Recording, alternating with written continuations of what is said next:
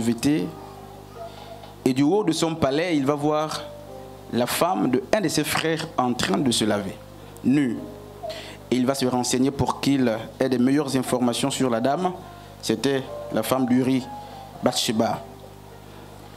Et je nous fais l'économie des détails. L'histoire nous fait comprendre qu'il va convoiter la femme. Et il va d'ailleurs aller avec elle. Non seulement il va la convoiter, il va aller avec elle. Il va tout faire pour camoufler, n'est-ce pas, son péché. Alors, il va inciter ou participer, tout faire, il va tout mettre en place pour que Uri meure, lui qui était au front. Il est dit que David tue Uri. Il va tout faire, il a camouflé le péché. Pendant une bonne période, je prends la distraction, pardon. Et quelque temps après, alors qu'il a réussi à camoufler le mal, à tuer un de ses frères, Jonathan va s'approcher de lui, je vais très vite, il va lui proposer, n'est-ce pas, l'énigme. Et vous connaissez ce que Jonathan lui a dit. Et David va s'en prendre, va s'énerver. Il va sauter de colère. Il va jusqu'à dire que cet homme mérite la mort. Et après avoir dit ces choses, Jonathan dit, c'est toi. Amen.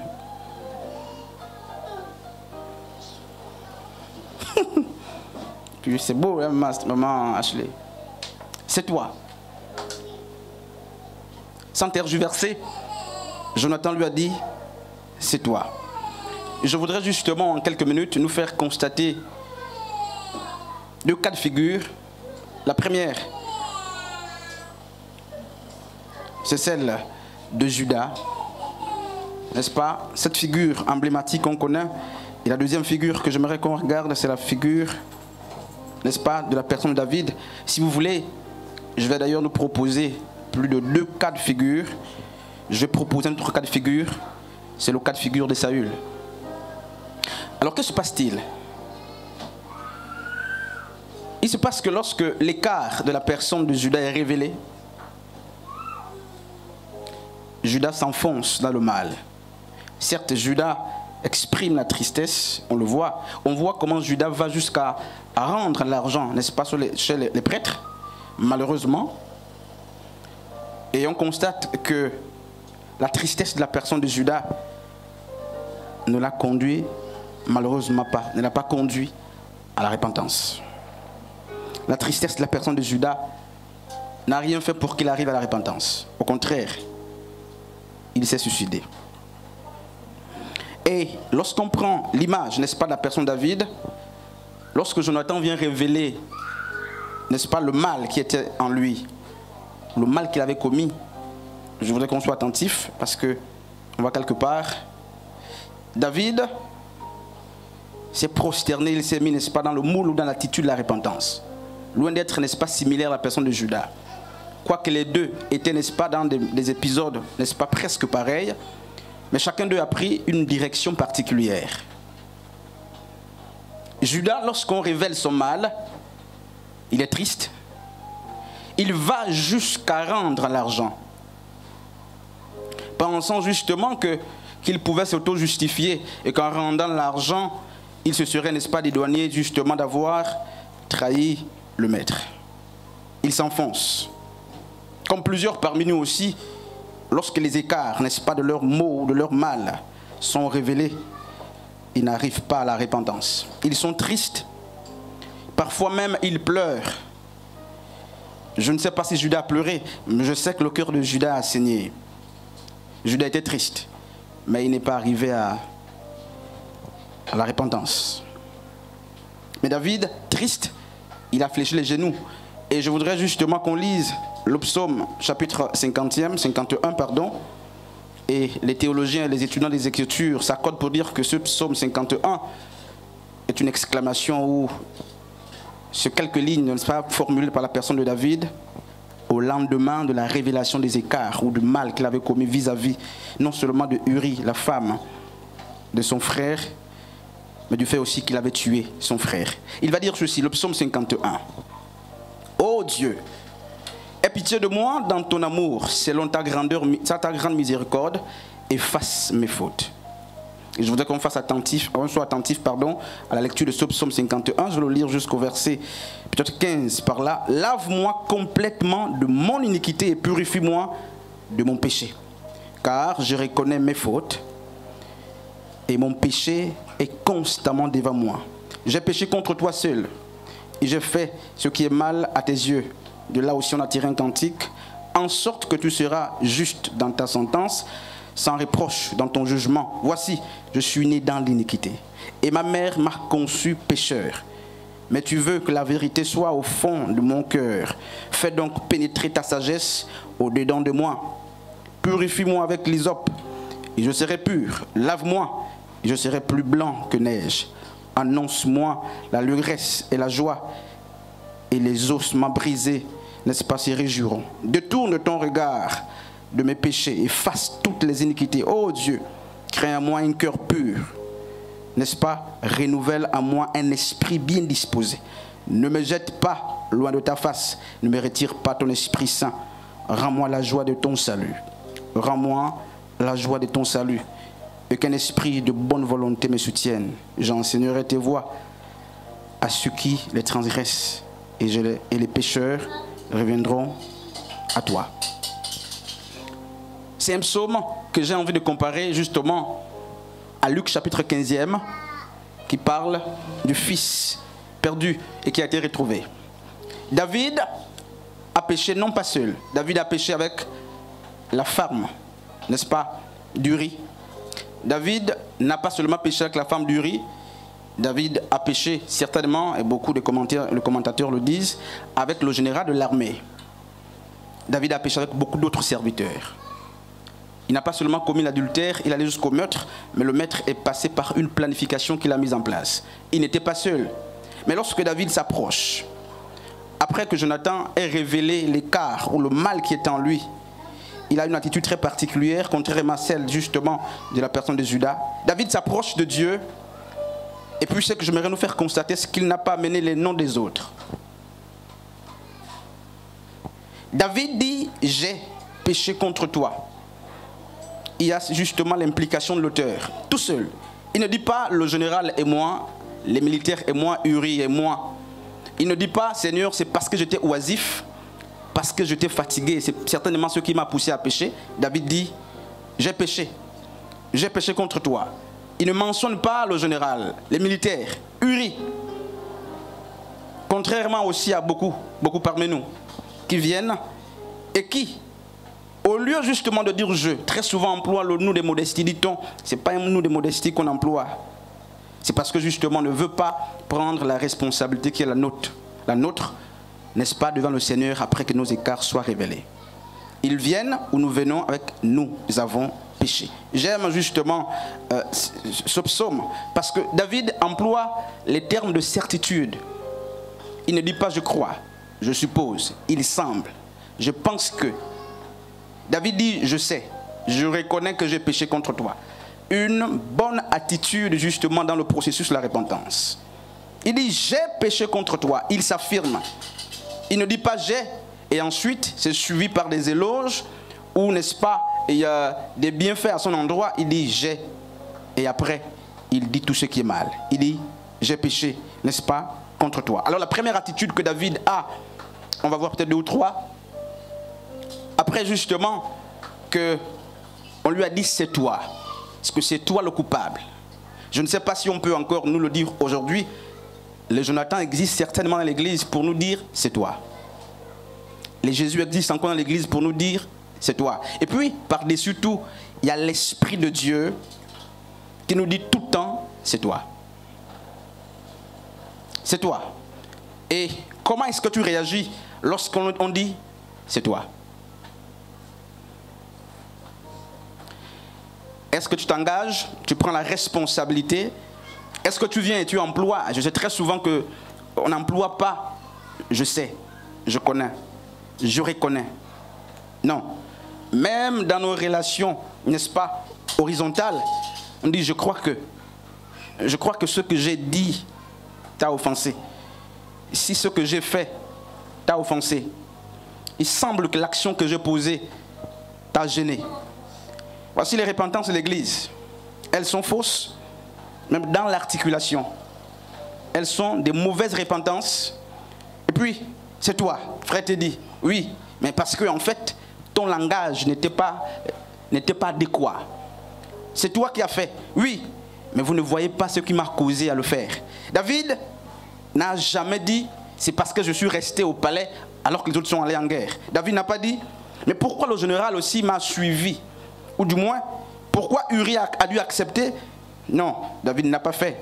Toi, est-ce que tu le fais?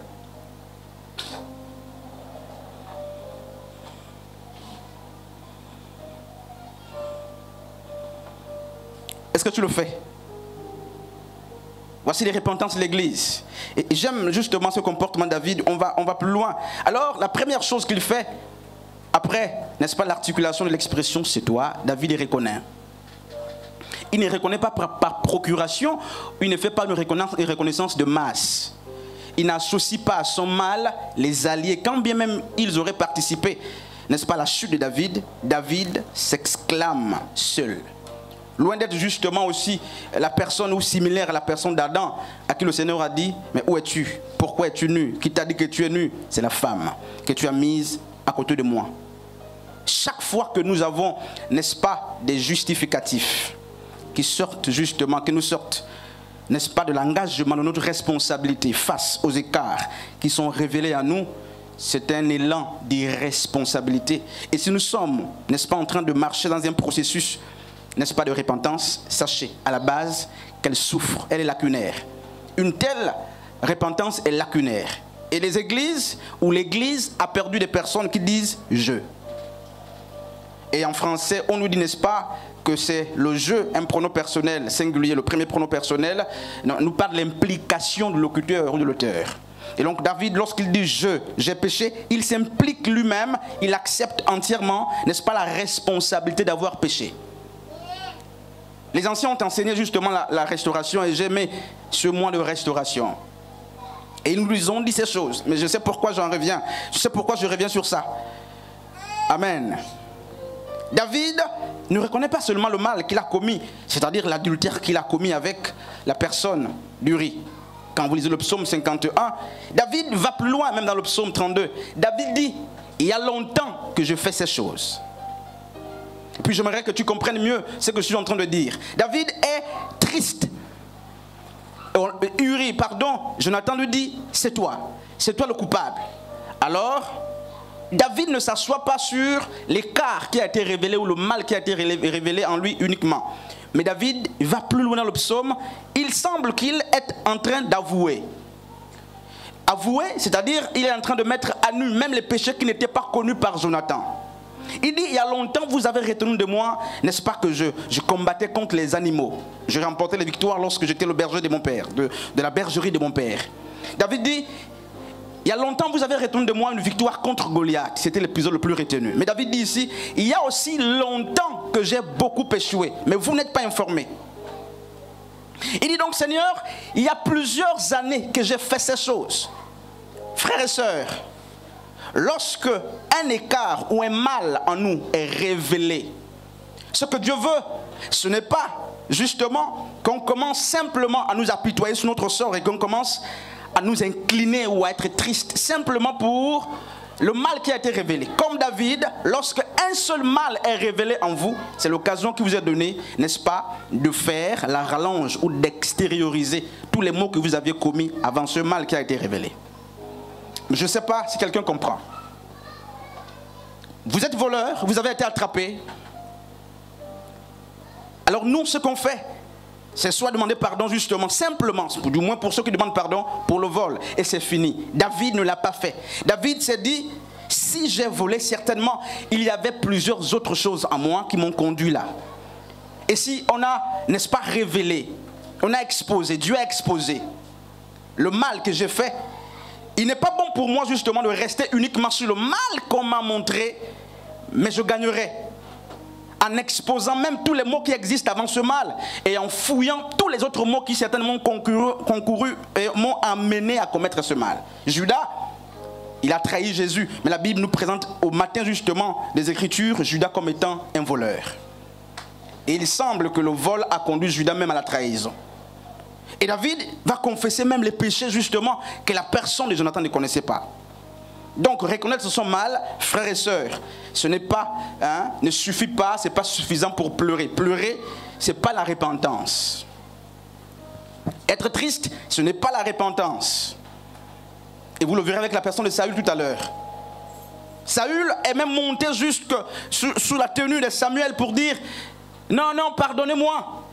Mais vous connaissez l'histoire et la suite. David, n'est-ce pas, reconnaît le mal, une chose, et il saisit l'occasion pour dire à Dieu et dire au peuple, dire même à Jonathan, ou dire au Seigneur, du moins dans le psaume, il y a longtemps que j'ai perdu plusieurs batailles, même si vous n'étiez pas informés. Vous avez retenu de moi que je suis un héros parce que j'ai vaincu, n'est-ce pas, les bêtes féroces, parce que j'ai vaincu Goliath. Mais l'occasion m'est donnée devant le Seigneur pour lui dire qu'en réalité, ou dire aux autres qu'en réalité, il y a longtemps, j'ai fait pire. Il y a longtemps que j'ai échoué et tu n'étais pas informé. Amen. Amen. C'est pourquoi donc l'approche, n'est-ce pas, de la repentance exclut, je le disais justement, le vocabulaire, n'est-ce pas, imaginaire. Le vocabulaire qui vous exclut, ou moi je voudrais parler justement de la fausse humilité, devant laquelle, n'est-ce pas, du moins que nous portons lorsque nous approchons de Dieu. Un vocabulaire calculé et choisi. Écoutez, même lorsque les modérateurs nous disent « prions pour notre infidélité ». Prions pour notre mal, prions pour ceci ou cela. Si vous êtes attentif à la manière de faire du peuple, vous verrez que le peuple est en train de faire une sélection d'un vocabulaire, n'est-ce pas, appréciatif, pour ne pas que ceux qui écoutent sachent ce qui s'est réellement passé.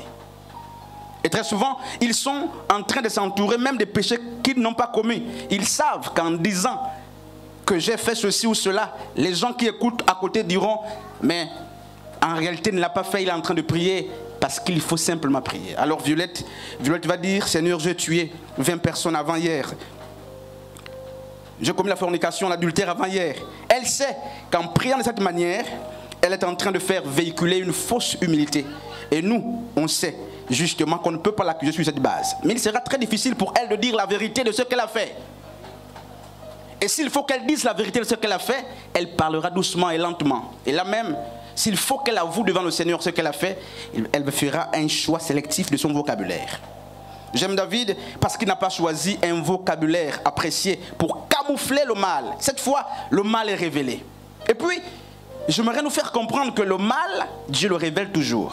Que ce soit en nous-mêmes ou aux autres autour. Pour David, c'est Jonathan qui n'était pas présent, mais à qui le Seigneur a dû parler. On a aussi besoin de ses frères et de ses sœurs investis d'autorité pour amener les frères, n'est-ce pas, dans le droit chemin, dans la droiture et la vérité. Jonathan s'est arrêté de dire ce que Dieu lui a dit de dire, sans ajouter. David, contrairement à Judas, vainqueur repentant, lorsqu'on lui a dit, c'est toi, il s'est humilié. Il a pleuré. Alors toi qui aimes dire je crois, je pense, je semble, il semble, pardon. Non, dis plutôt, je sais, je reconnais et je fais. C'est encore mieux. Amen. Luc chapitre 15e, c'est le fils perdu. Fini bientôt, qui est parti de la maison de son père et qui a pris ses biens et qui allait se perdre avec des prostituées. Et regardez justement le commentaire, pardon, le texte. Il a dit que le fils, quand il revient, il dit « J'ai péché contre toi », n'est-ce pas? Et le fils parle comme David, « J'ai », alors qu'il n'a pas péché seul. Le fils était avec les prostituées, des autres personnes qui l'ont entouré à participer au péché, ou du moins qui l'ont aidé à pécher. Mais il dit, j'ai péché contre toi. Le fils le dit, n'est-ce pas, sans mêler les parties prenantes de son péché et sans placer sa faute sur un acteur égaux qui aurait participé ou qui aurait joué, n'est-ce pas, le jeu avec lui. J'aime l'attitude justement de ce fils qui est de retour. Il est comme David, qui ne cherche pas à parler des autres lorsqu'il s'approche d'abord du Seigneur. Surtout lorsqu'il faut se repentir. Il prend sur lui la faute. Merci Seigneur de me le siffler. Et puis, lorsque vous allez plus loin en comparant toujours la personne justement du fils qui est de retour, David, Saül et même Judas, remarquez ce qui se passe. L'office de retour dit au Père, j'ai péché. Et même très loin, pendant qu'il était en train, n'est-ce pas, de murmurer dedans de lui-même, il dit, j'ai péché. Je repartirai chez mon Père, je lui dirai ceci et cela. Même s'il faille qu'il fasse de moi un esclave. J'aime cette partie des Écritures. Et David aussi l'a dit, il dit, tes jugements sont irréversibles. Mais en fait, dans l'élan de la repentance, il y a très souvent une erreur que nous commettons. Parce que lorsque nous nous approchons de Dieu, très souvent pour ceux qui ont péché, ou du moins ceux qui se sont rendus coupables d'un écart, lorsqu'ils viennent vers Dieu, et moi je l'ai fait dans le passé, jusqu'à ce que Dieu m'enseigne, nous venons vers Dieu non pas pour dire à Dieu, restaure la communion, ou du moins la relation qu'il y avait entre nous avant que mon écart ne soit décelé, mais nous venons pour dire à Dieu, efface mes iniquités, ou du moins ne permets pas que le mal que j'ai commis ait des répercussions. Je ne sais pas si je me fais comprendre, lorsque nous péchons, il y a des conséquences. Et l'office de retour, ou prodigue n'a pas dit au Père, efface les conséquences de l'action que j'ai posée.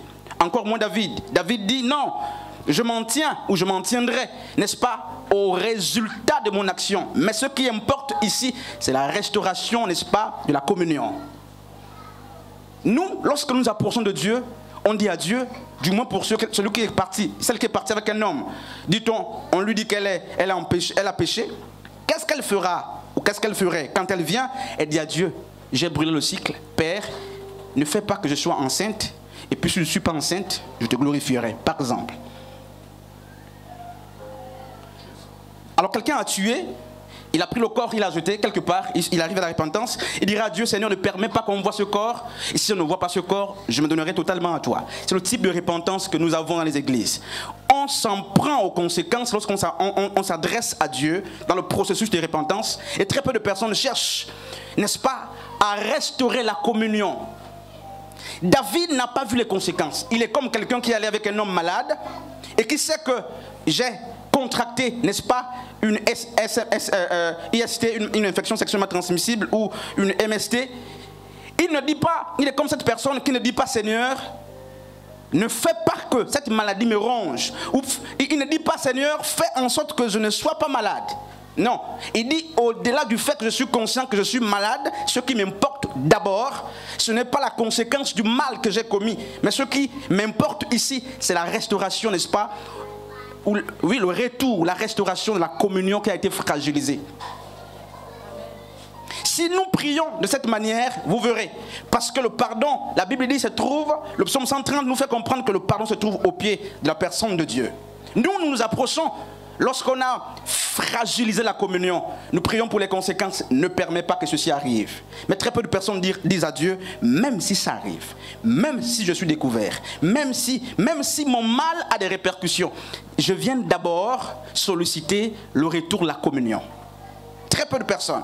Et je sais que beaucoup parmi nous sont toujours en relation avec Dieu. Mais la communion est brisée. La relation, justement, c'est l'ensemble des activités qui peuvent exister et qui peuvent nous identifier les uns aux autres, parfois indépendamment de nous. Nous sommes en relation, père et mère. Pardon, père et enfant sont automatiquement en relation. Mais la communion peut être brisée. Parce que la communion devient justement les activités qu'on mène pour justifier que nous sommes en relation. Et très peu de personnes sont en communion. La relation existe, mais ils n'ont pas de communion. Les pasteurs et les brebis sont en relation à cause du sacerdoce qui les lie, pas de communion. Le mari et la femme, par le biais de l'alliance, sont en relation, mais s'il n'y a pas la communion, ça ne sert absolument à rien. Regardez ce qui se passe. Un bras qui est ici, lorsqu'il est enlevé, il perd, n'est-ce pas, la communion avec tout le corps. Mais il est en relation d'autant plus que c'est une partie du corps. Mais le bras qui est devenu libre et qui a perdu la communion ne sert plus à rien. C'est le temps dans lequel se trouvait David. Il ne servait plus à rien. Quand la communion est brisée, ne cherchons pas, n'est-ce pas, à restaurer, ou du moins ne cherchons pas seulement à demander à Dieu d'effacer les conséquences. Prions d'abord le Seigneur pour que le Seigneur, n'est-ce pas, nous aide à restaurer la communion. Amen. Lorsque le mal est décelé, n'est-ce pas, la nature de lutte, vous le connaissez, j'aime lire justement cette partie des Écritures. J'ai reçu quelqu'un une fois à l'hôpital pour un prélèvement sanguin et la personne avait justement un palu très avancé avec beaucoup de trophozoïdes. Mais non seulement nous avons prélevé pour faire ce test du paludisme, on s'est rendu compte que la personne avait d'autres choses qui l'animaient. Et que se passe-t-il? La personne, en prenant les résultats, se rend compte qu'elle est venue faire simplement un examen de malaria ou de la goutte épaisse. Mais la personne a en plus de cela n'est-ce pas, l'hépatite B. La personne a en plus de cela, n'est-ce pas, la fièvre typhoïde. Alors que fait-elle? Si nous sommes des personnes insensées, nous dirons nous sommes venus à l'hôpital simplement pour avoir un diagnostic sur notre paludisme. Alors on soigne le palu et on néglige l'hépatite et la fièvre typhoïde. David n'est pas comme cela. David, en présente son adultère, et lui-même, il se rend compte que le fait pour Dieu de nous révéler un mal, n'est-ce pas, Dieu ne veut pas qu'on reste désormais sur ce mal. C'est l'occasion justement d'extérioriser tous les maux autour. Et puis, si c'est pour l'adultère que vous avez été exposé, pour le mensonge, ça dépend, et que vous vous rendez compte que l'exposition vous a poussé à voir plus loin, c'est l'occasion non pas seulement de vous repentir pour le péché qui a été exposé en premier, mais c'est aussi l'occasion, n'est-ce pas, de fouiller tous les autres maux qui ont été exposés pour vous repentir. Alors, cet homme qui est venu pour le palu se rend compte qu'il a la fièvre typhoïde, qu'il a l'hépatite B. Qu'est-ce qu'il fait? Mais il doit tout soigner. Amen. Il doit tout soigner.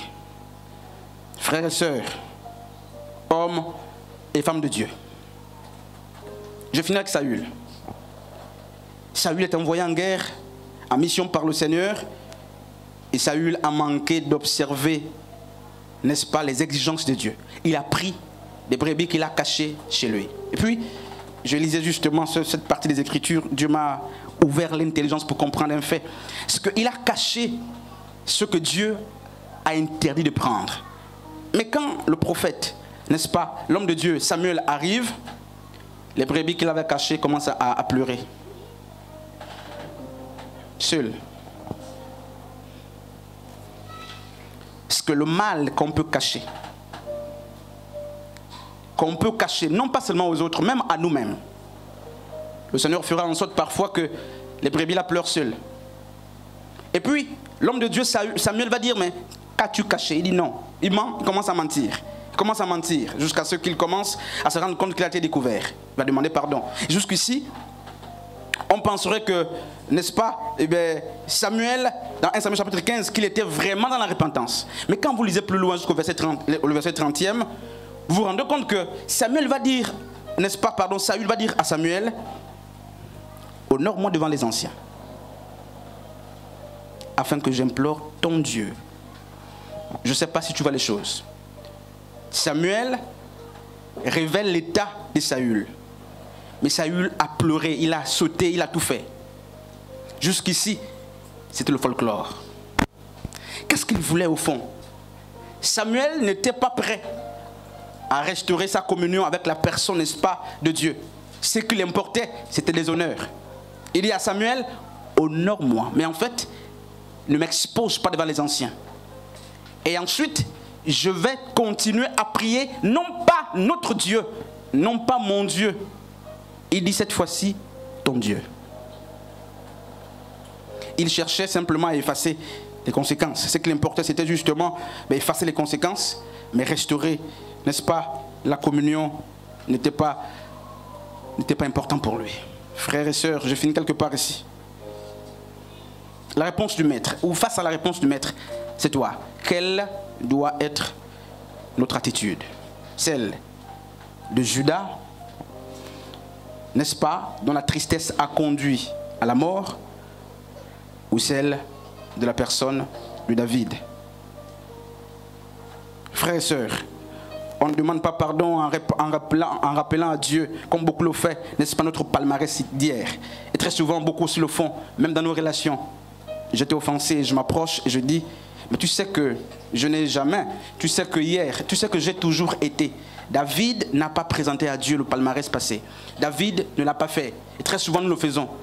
Tu sais que, si ça arrivait aujourd'hui, c'est, tu sais que, non, frère, on ne demande pas pardon à autrui ou à Dieu en étalant, n'est-ce pas, les bonnes choses qu'on a faites hier. On ne demande pas pardon, n'est-ce pas, en choisissant le vocabulaire. On ne demande pas pardon à Dieu parce que simplement on veut que Dieu efface les conséquences de nos actions impaires. Mais la vraie repentance consiste à demander au Seigneur de restaurer premièrement la communion qui a été, n'est-ce pas, bafouée. Combien aussi parmi nous voyage-t-il encore aujourd'hui dans ce sillon de la véritable repentance? Alors, je vais poser